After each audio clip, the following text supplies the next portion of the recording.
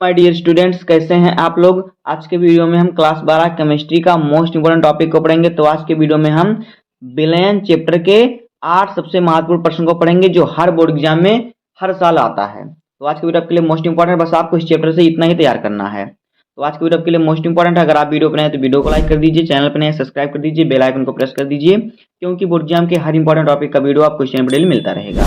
तो ये वीडियो को स्टार्ट करते हैं। देखिए पहला क्वेश्चन हमारा क्या है, मोलरता की परिभाषा। देखिए मोलरता की परिभाषा दीजिए। तो देखिए मोलरता की परिभाषा क्या होती है। देखिए किसी विलयन के 1 लीटर में, यहाँ पर घुले हुए 1 लीटर में घुले विलय के मोलों की संख्या को विलयन की मोलरता कहते हैं। किसी विलयन के 1 लीटर में घुले हुए मोलों की संख्या विलयन की मोलरता होती है। देखिए आपको यहाँ पे चित्र में दिखाता हूँ। देखिए मान लीजिए हमारा कोई बर्तन है, इसमें हमारा क्या है 1 लीटर क्या है विलयन है। कितना है ये, इसकी मात्रा है कितना 1 लीटर, इसकी मात्रा 1 लीटर है। मान लीजिए इसमें क्या है, मान लीजिए NaCl का विलयन है, NaCl। या फिर मान लीजिए कि ये किसका विलयन है, ये मान लीजिए कि चीनी पानी का विलयन है। ये किसका विलयन है, मान लेते हैं हम कि ये चीनी और पानी का विलयन है। तो देखिए चीनी पानी का विलयन जिसमें होगा, देखिए क्या होगा, तो जिसमें पानी इसमें क्या है विलायक है और चीनी क्या है विलेय है। तो देखिए इस विलयन की मात्रा 1 लीटर, तो 1 लीटर पानी में घुले हुए चीनी के कितने मोल हैं, 1 लीटर पानी में कितने चीनी के मोल घुले हैं, वही होती है विलयन की मोलरता की। 1 लीटर विलयन में विलय के मोलों की संख्या, चीनी और पानी का घोल मिलाकर हमारा 1 लीटर हो गया, यानी विलयन 1 लीटर हो गया। अब इस विलयन में चीनी के कितने मोल हैं, वही मोलों की संख्या क्या होगी, विलयन की मोलरता। यानी कि 1 लीटर विलयन में घुले हुए विलय मतलब जो पदार्थ घोला जाता है, तो घुले हुए विलय के मोलों की संख्या को ही विलयन की मोलरता कहते हैं। आपको इतना समझ में आ गया होगा परिभाषा। अब देखिए इसका सूत्र क्या होता है। इसका सूत्र देखिए क्या होता है, देखिए सूत्र इसका होता है मोलरता बराबर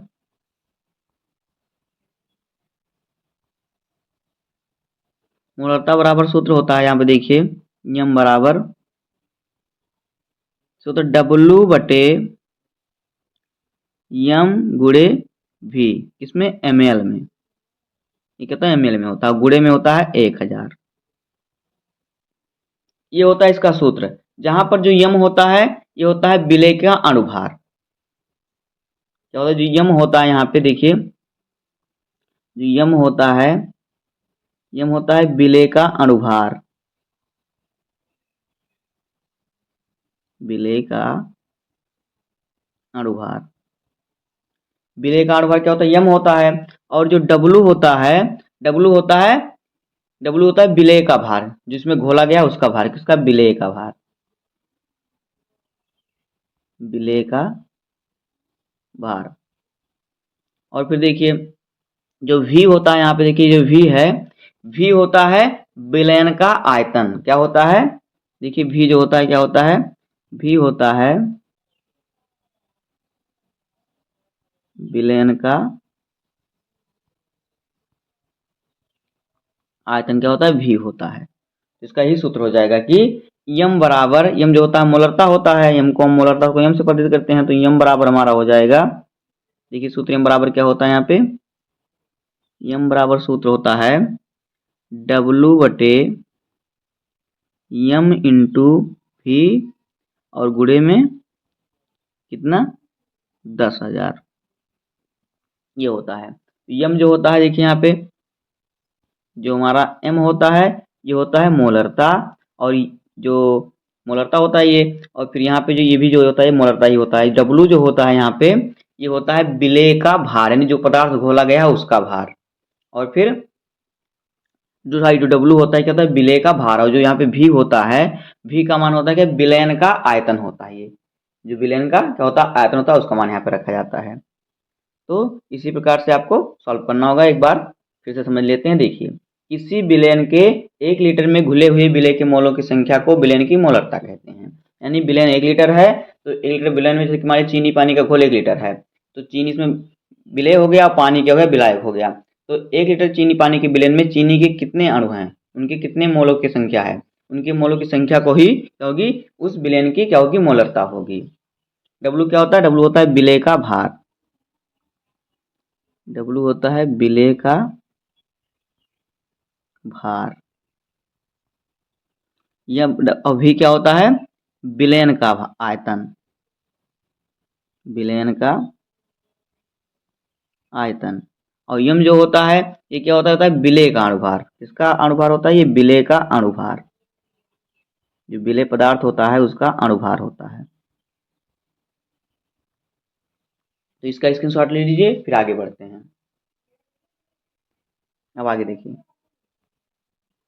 अब दूसरा क्वेश्चन हमारा है कि मोल लता किसे कहते हैं। तो देखिए मोल लता क्या होता है, देखिए 1 किलोग्राम विलायक में, 1 किलोग्राम विलायक में घुले हुए, 1 किलोग्राम विलायक में घुले हुए विलय के मोलों की संख्या को विलयन की मोल लता कहते हैं। कितना, 1 किलोग्राम विलायक में विलयन में घुले हुए, 1 किलोग्राम विलायक के विलयन में घुले हुए विलय के मोलों की संख्या को क्या कहते हैं, विलयन की मोल लता कहते हैं। जिस प्रकार से हमने समझा चित्र से, उसी प्रकार से हम इसको भी समझते हैं। देखिए मोल लता क्या होता है, कह रहा है 1 किलोग्राम विलायक में घुले हुए विलय के मोलों की संख्या को क्या कहते हैं, विलयन की मोल लता कहते हैं। तो देखिए यहाँ पे देखिए ये हमारा है कोई बर्तन, और इसमें क्या है, विलायक कितना, इसमें देखिए इसमें विलायक है 1 किलोग्राम, इसका कितना है 1 किलोग्राम है इसका भार। और इसका मान लीजिए ये है नमक और पानी का घोल, किसका है, नमक और पानी, इसमें नमक और पानी है। तो 1 किलोग्राम है। अब 1 किलोग्राम विलायक, यानी मान लीजिए पानी का कितना भार है, पानी का भार है 1 किलोग्राम, और इसमें 1 किलोग्राम विलायक में, अब इसमें विलयन हमारा कितना, पूरा विलयन 1 किलोग्राम है, नमक और पानी का घोल होगा तो विलयन बनेगा। तो ये विलयन 1 किलोग्राम है। अब इस विलयन में विलय के कितने मोल हैं, जैसे हमारा मोलरता होता है कि 1 लीटर जहाँ पे होता है वहाँ पे 1 किलोग्राम, जहाँ पे मोलरता में 1 लीटर होता है और मोलरता में 1 किलोग्राम होता है, तो 1 किलोग्राम विलायक में घुले हुए विलय के मोलों की संख्या को विलयन की मोलरता कहते हैं। तो इसमें जितने जितने इसमें विलय के मोलों की संख्या होगी वही इसकी मोलरता होगी।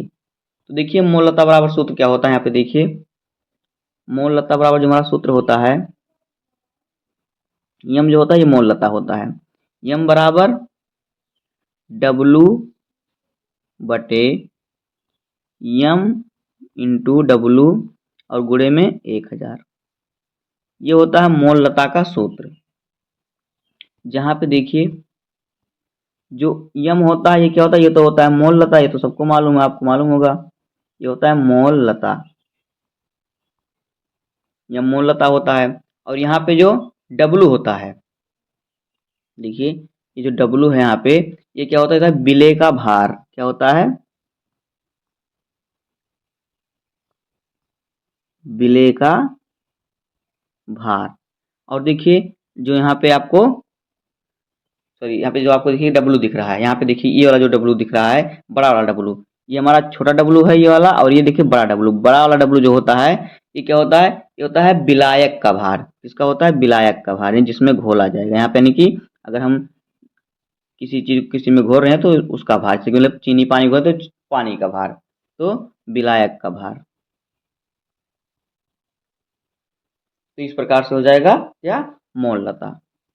अब आगे देखिए, अगला हमारा है तीसरा क्वेश्चन कि मोल प्रभाज को परिभाषित कीजिए।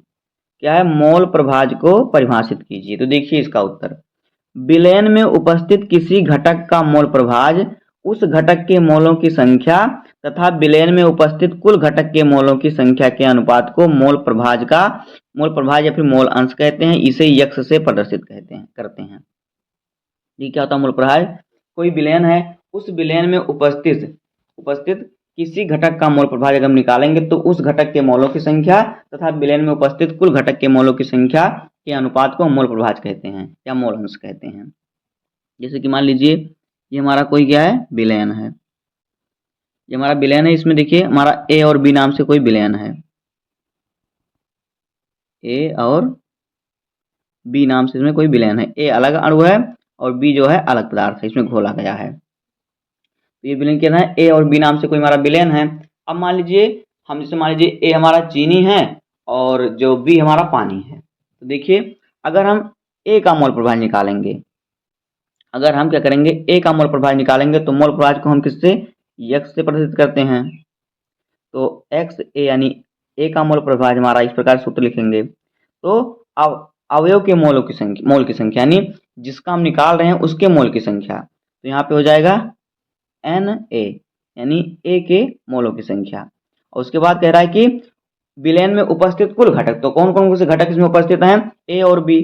तो कुल विलेन में उपस्थित कुल घटकों की मोलों की संख्या तो हो जाएगा यहाँ पे N A plus N B, क्योंकि में दो ही घटक इसमें हैं। तो एक एन ए हो गया, एन का मतलब होता है मोलों की संख्या और ए का मतलब होता है पदार्थ। तो ए पदार्थ की मोलों की संख्या और बी पदार्थ की मोलों की संख्या, यानी कि अगर हम ए पदार्थ का मोल अंश निकालेंगे तो ऊपर हम क्या करेंगे, जिस पदार्थ का मोल अंश निकालेंगे उसको रखेंगे और बटे में पूरे जितने विलेन में जितने पदार्थ उपस्थित हैं उनको रखेंगे। इस प्रकार से मोल अंश निकलेगा।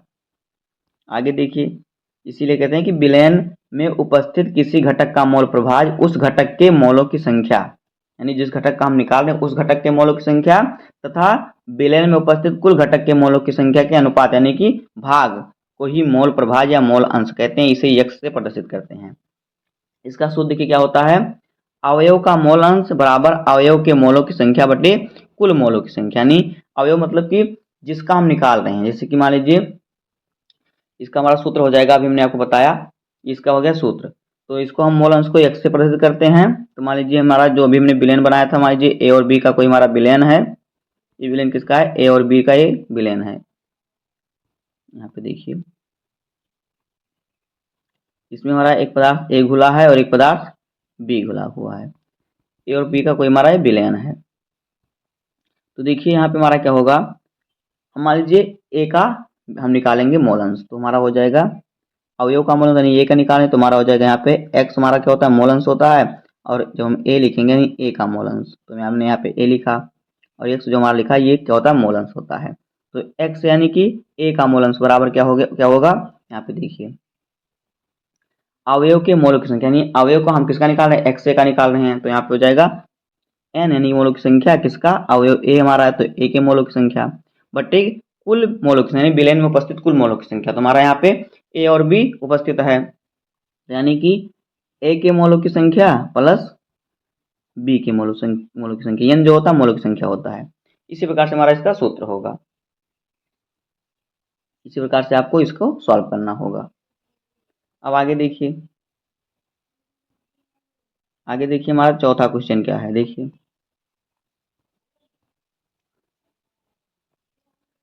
चौथा क्वेश्चन हमारा है कि क्वथनांक में उन्नयन से आप क्या समझते हैं। तो देखिए क्वथनांक में उन्नयन क्या होता है, यहाँ पे देखिए, यहाँ पे देखिए क्वथनांक में उन्नयन क्या होता है, किसी विलायक में कोई अवाष्पशील विद्युत अपघट्य मिलाने पर क्वथनांक में जो वृद्धि होती है उसे क्वथनांक में उन्नयन कहते हैं। इसे इसे डेल्टा टी वी से दर्शाते हैं। किसी विलेन में कोई अवाष्पशील विद्युत अपघट्य अगर हम उसमें मिलाएं और उसके क्वथनांक में क्या हो वृद्धि हो, यानी उसका क्वथनांक बढ़े, तो उसे क्वथनांक में उन्नयन कहते हैं। अगर क्वथनांक बढ़ेगा तो क्वथनांक में उन्नयन कहेंगे, क्वथनांक घटेगा तो क्वथनांक में अवनमन कहेंगे। तो यहाँ पे मैं क्वथनांक उन्नयन पूछ रहा था। तो किसी भी विलायक में कोई कोई हमारा विलायक है, विलायक हमारा जिसमें पदार्थ घोला जाता है, इसमें हमारा विलायक पानी है, और इसमें कोई अवाष्पशील पदार्थ अवाष्पशील अपघट्य पदार्थ डालें तो इसमें क्या होगा, क्वथनांक में वृद्धि होगी। तो क्या होगा, क्वथनांक वृद्धि होगी। इसी वृद्धि को ही क्वथनांक में क्या कहते हैं, उन्नयन कहते हैं। इसे डेल्टा टी बी से प्रदर्शित करते हैं। इसका सूत्र देखिए किस प्रकार से होता है, क्वथनांक में उन्नयन का सूत्र यहाँ पे देखिए किस प्रकार से होता है। देखिए इसका सूत्र होता है, क्वथनांक में उन्नयन का सूत्र होता है, ये होता है डेल्टा टी बी बराबर 1000 गुणे के, यहाँ पे हमारा सॉरी यहाँ पे हो जाएगा गुणे के एफ गुणे यहाँ पे हमारा क्या होगा, गुणे के एफ इंटू डब्लू और बटे में हो जाएगा क्या, एम इंटू डब्लू। तो यहाँ पे इस प्रकार से सूत्र हो जाएगा। और यहाँ पे रहेगा के बी, यहाँ पे रहेगा क्योंकि हमारा जो है क्वथनांक में उन्नयन है। तो देखिए यहाँ पे देखिए जो हमारा इसका मान क्या हो जाएगा, देखिए जो डेल्टा टी बी है ये है क्वथनांक में उन्नयन, डेल्टा टी बी क्या है, क्वथनांक में उन्नयन है। और जो के बी है ये क्या है, ये है मोलल उन्नयन स्थिरांक। क्या है, मोलल उन्नयन स्थिरांक है, ये क्या है, स्थिरांक है, मोलल उन्नयन स्थिरांक है ये। और जो स्मॉल डब्लू है ये है विलय का भार। क्या है, स्मॉल डब्लू जो होता है भार होता है विलय का भार, भार विलय का। और जो यम होता है, यम क्या होता है, यम होता है विलय का अणुभार। क्या होता है, विलय का अणुभार, विलय अणुभार। अब देखिए जो बड़ा डब्लू होता है इसका मान के ये होता है विलायक का अणुभार। इसका ये होता है विलायक का अणुभार। तो इस प्रकार से इसका सूत्र होगा। अब इसका स्क्रीनशॉट ले लीजिए। अब आगे बढ़ते हैं हम। आगे देखिए पांचवा क्वेश्चन हमारा आ गया कि हिमांक में अवनमन से आप क्या समझते हैं। क्या, हिमांक में अवनमन से आप क्या समझते हैं। तो देखिए हिमांक में अवनमन क्या होता है, किसी विलायक में कोई विद्युत अवाष्पशील अनपघट मिलाने पर, वहां पर हमारा था क्या था, हिमांक में जो उन्नयन था उसमें क्या था, उसमें हमने अपघट पदार्थ मिलाया था, लेकिन यहाँ पे हमारा अनपघट पदार्थ मिलाने पर हिमांक में जो कमी होती है उसे हिमांक में अवनमन कहते हैं। हमारा जो क्वथनांक में उन्नयन था उसमें हमने क्या कहा, उसमें हमने अपघट पदार्थ मिलाया था, लेकिन इसमें किसी विलायक में कोई विद्युत अवाष्पशील अनपघट मिलाने पर हिमांक में जो कमी होती है उसे हिमांक में अवनमन कहते हैं। इसे डेल्टा टी एफ से दर्शाते हैं। तो देखिए इसका सूत्र क्या होता है, यहाँ पे देखिए इसका सूत्र होता है, देखिए इसका जो हमारा सूत्र होगा हो जाएगा डेल्टा टी एफ बराबर 1000 गुणे भी गुणे 1000 गुणे यहाँ पर रहेगा जो है डब्लू रहेगा, स्मॉल डब्लू। यहाँ पे हमारा क्या रहेगा, स्मॉल डब्लू रहेगा। देखिए गुणे के एफ उसके बाद इंटू में स्मॉल डब्लू और बटे में हमारा हो जाएगा यम इंटू कैपिटल डब्लू, ये हो जाएगा। तो देखिए यहाँ पे जो डेल्टा टी एफ है ये क्या है, डेल्टा टी एफ ये है हिमांक में अवनमन। ये क्या है, यह है हिमांक में अवनमन। और जो यहाँ पे के एफ दिख रहा है आपको ये है मोलल अवनमन स्थिरांक। और यम जो है ये क्या है, ये है विलय का अणुभार। क्या है, यम है विलय का अणुभार, विलय का अणुभार। और जो कैपिटल डब्लू है ये है विलय का भार। क्या है, ये सिर्फ विलय का भार है, विलय पदार्थ जो खोला जाता है उसका भार है। और देखिए जो यहाँ पे स्मॉल डब्लू है ये क्या है, ये है विलायक का भार। क्या है, ये होता है स्मॉल डब्लू जो होता है ये होता है देखिए विलायक का भार। यहाँ पे देखिए स्मॉल डब्लू होता है विलायक का भार।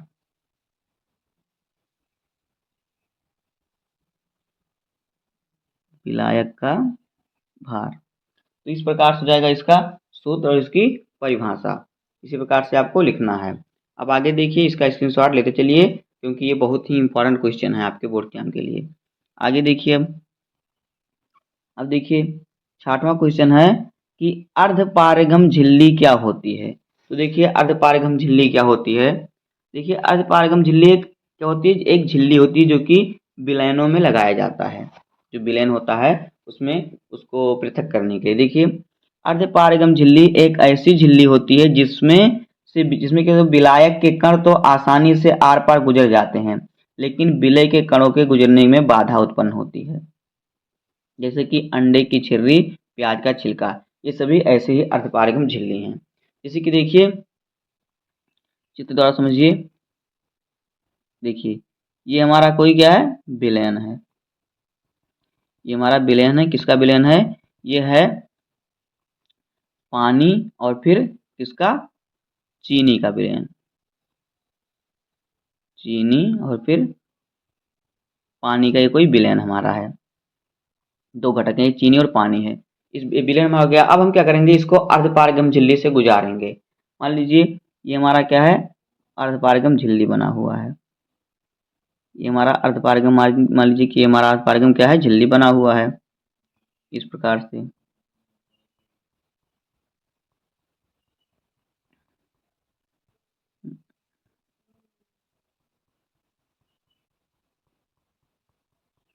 ये हमारा अर्धपारगम झिल्ली है। जैसे कि अंडे के छिलके ले लीजिए या फिर प्याज के छिल्ली भी ले सकते हैं। अब क्या करेंगे हम इसको, इस विलयन को, जो हमारा विलयन है चीनी और पानी का घोल, इसको हम इस झिल्ली से गुजारेंगे। तो क्या होगा, जो पानी है, पानी तो इसके बाहर पार हो जाएगा, यानी पानी इकट्ठा हो जाएगा, लेकिन जो चीनी के कण होंगे वो यहाँ पे इकट्ठा हो जाएंगे, वो इसके इधर नहीं आ पाएगा। केवल पानी इधर आ पाएगा और फिर अर्धपारगम झिल्ली के पार, और चीनी नहीं आ पाएगा। तो ये होता है, इसमें गुजरने में बाधा उत्पन्न होगी। तो ये होता है अर्धपारगम झिल्ली। इसको विलय और विलयन को विलय और विलायक को अलग करने के लिए इसका प्रयोग होता है। तो ये होती है अर्धपारगम झिल्ली। अब आगे देखिए,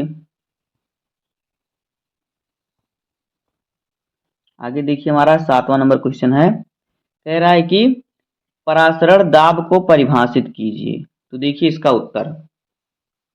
देखिए, विलायक को कम सांद्रता वाले विलयन से अधिक सांद्रता वाले विलयन की ओर अर्धपारगम झिल्ली द्वारा गुजारना परासरण दाब कहलाता है, तथा परासरण क्रिया को रोकने के लिए लगाया गया न्यूनतम दाब परासरण दाब क्या होता है, परासरण दाब कहलाता है। देखिए, किस विलायक को कम सांद्रता वाले विलयन से अधिक सांद्रता वाले विलयन की ओर अर्धपारगम झिल्ली के द्वारा गुजारना क्या होता है, परासरण दाब कहलाता है, तथा परासरण क्रिया को रोकने के लिए लगाया गया जो न्यूनतम दाब होता है वो क्या होता है, परासरण दाब वो कहलाता है, वो भी परासरण दाब कहलाता है। यानी परासरण दाब करके, जैसे कि हमने अभी बताया आपको अर्धपारगम झिल्ली, तो अर्धपारगम झिल्ली को परासरण दाब लगाकर क्या होता है, विलयन को अधिक सांद्रता देके क्या अर्धपारगम झिल्ली से गुजारना। जैसे कि अगर आसानी से थोड़ी ना गुजरेगा, क्योंकि ये झिल्ली, अगर प्याज का छिलका आप लेंगे तो उसे पानी डालेंगे तो तुरंत नहीं निकलेगा, उस पर दाब लगाना पड़ेगा कुछ ना कुछ। तो यही दाब ही क्या होता है, परासरण दाब होता है। इसका सूत्र देखिए क्या होता है परासरण दाब का, यहाँ पे देखिए इसका सूत्र होता है पाई V बराबर NRT। इसको एक और तरीके से भी लिख सकते हैं। यहाँ पे देखिए, अगर हम यहाँ से पाई का मान निकालेंगे तो यहाँ से हो जाएगा हमारा N/V इंटू में RT, ये हो जाएगा। और भी एक सूत्र इसका, और भी सूत्र इसका होता है। देखिए इसका और सूत्र क्या होता है, यहाँ पे देखिए इसका और सूत्र था पाई बराबर होता है CRT। ये भी इसका सूत्र होता है, पाई बराबर क्या, CRT। और भी देखिए इसका सूत्र क्या होता है, और इसका सूत्र होता है पाई बराबर CST। क्या होता है, पाई बराबर होता है CST, ये भी एक सूत्र होता है, पाई बराबर CST। तो यहाँ पे देखिए, यहाँ पे जो पाई है परासरण दाब, और जो यहाँ पे R है ये क्या है, गैस नियतांक, और N जो है ये है मोलों की संख्या, और T जो है ये है परमताप यानी कि टेम्परेचर। यहाँ पे फिर से देख लीजिए, इसका सूत्र पहले लिख लेते हैं। क्या होता है इसका सूत्र, पाई बराबर, सॉरी यहाँ पे देखिए सूत्र जगह पाई V बराबर NRT। देखिए पाई क्या होता है, परासरण दाब,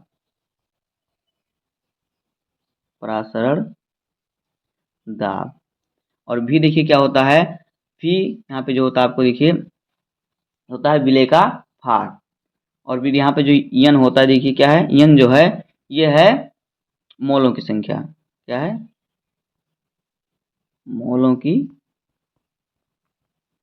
संख्या, और R जो होता है यह है गैस नियतांक, गैस नियतांक, और T होता है टेम्परेचर, जिसे कहते हैं, इसका हिंदी होता है परम ताप।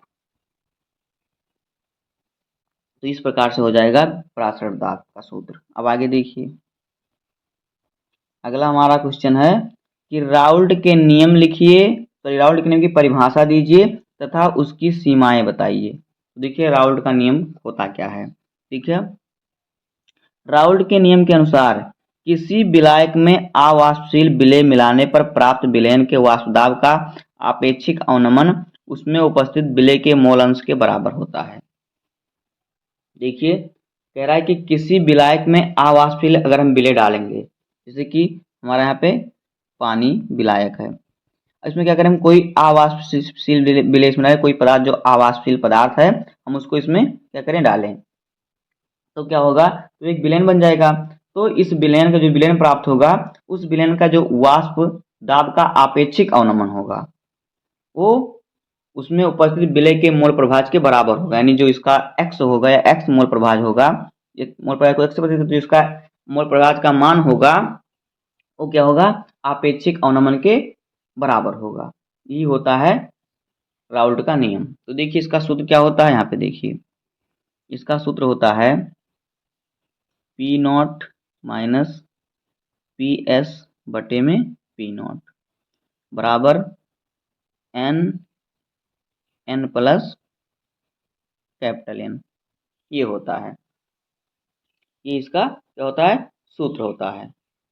देखिए जहाँ पे जो हमारा है, यहाँ पे देखिए यहाँ पे जो पी नॉट है ये है शुद्ध विलायक का वाष्प दाब, क्या है यहाँ पे देखिए ये जो है ये है शुद्ध विलायक का वाष्प दाब, ये शुद्ध विलायक का वाष्प दाब है। और देखिए यहाँ पे जो पी एस है ये है विलयन का वाष्प दाब, जो पी एस है ये क्या है, ये है विलयन का वाष्प दाब, विलयन का वाष्प दाब। और देखिए स्मॉल एन यहाँ पे है वो क्या है, ये है मोलों की संख्या। दोस्तों इस प्रकार से हो जाएगा इसका सूत्र, और इसी प्रकार से आपको सॉल्व करना है। तो बस उम्मीद करता हूँ कि आज का वीडियो पसंद आया होगा।